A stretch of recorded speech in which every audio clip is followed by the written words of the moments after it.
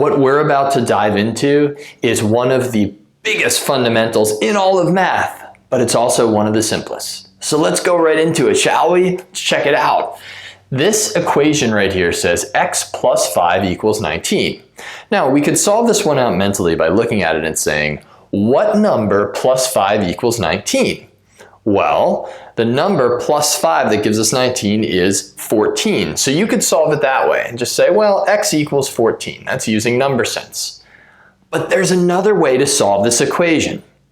And before we get into how to solve this equation with that other way, I need to convince you of a couple of very important yet simple ideas.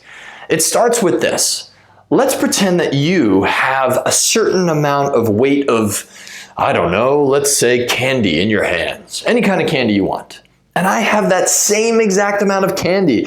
Look at it, just weighing down my hands. Can't wait to dig into it. Whatever kind of candy, you and I have the same amount.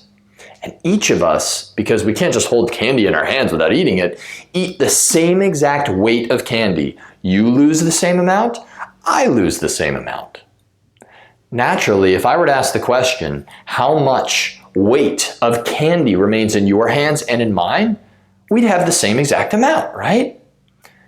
That is a key idea called the subtraction property of equality. And I'm sure you weren't thinking of that. Neither would I be if I was eating candy. But it basically says this: if you and I have the same equal amount and we each take away the same amount, we end up with the same amount. So let's look at this mathematically. Let's say that each of us, and I'll kind of do this off to the side, have 9 plus 4 is what you have. So 9 of some kind of candy plus 4 of another kind of candy. And I have a total of 13 pieces of candy. Well, we each have the same amount, right? Let's see, we each eat 2 pieces of candy, which means that I'm going to take away 2 from both sides of this equation. And when I take away 2 from both sides of the equation, and we do the math on this side, I get 9 plus 4 is 13, minus 2. And then on the right side of the equation, I still have 13 minus 2, and we see, hey, they're equal amounts, or 11 equals 11. The whole point is, if you take away the same amount from each side of an equation that is true, you will end up with a true equation. So how does that come into play here?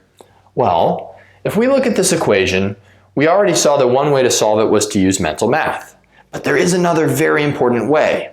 We are going to undo the operation that is being done to x.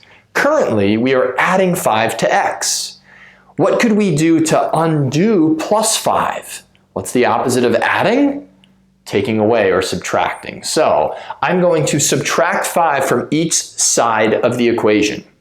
You cannot just subtract 5 to the one side and say, you know what, I'm going to eliminate the 5. No, because now we've unbalanced the equation. It would be like only subtracting 2 from this side and somehow expecting the equation to be the same. Or you and I having the same amount of candy and I eat 2 pieces and expect that even though you haven't eaten any, we still somehow have the same amount.